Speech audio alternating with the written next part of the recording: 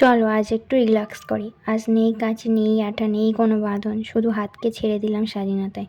হাত যেদিকে ঘোরে সেদিকেই চলুক রেখা, আঁকা বাঁকা টেরা মোটা, কোনো নিয়ম মানা নয়, শুধু মনের মতো এক মুক্তি। এই মুক্তির ভেতরেই লুকিয়ে আছে এক শিল্পের নাম, মিনিমালিস্ট আর্ট। এখানে সৌন্দর্য মানে জটিল রং বা হাজারো ডিটেলস নয়, বরং এক টুকরো রেখা, এক ফোঁটা রং কিংবা খালি জায়গায় শান্তি। মিনিমালিজম শেখায় লেস ইজ মোর।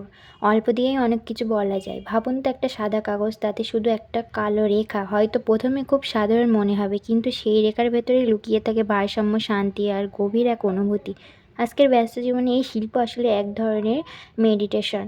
কোনো প্ল্যান নেই, কোনো ডিজাইন নেই, তবুও প্রতিটি দাগ যেন মনের ভেতরে গল্প বলে যায়। মিনিমালিস্ট আর্ট আমাদের মনে করিয়ে দেয়, শিল্প মানেই অনেক কিছু নয়, বরং প্রয়োজনের বাইরে যা কিছু তা বাদ দিয়েই খুঁজে নেওয়া যায় সত্যিকারের সৌন্দর্য।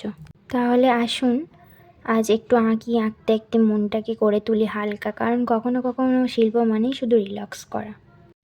যদি ভালো লাগে তাহলে লাইক, কমেন্ট অ্যান্ড শেয়ার করে দিয়ে আমার পাশে থেকো।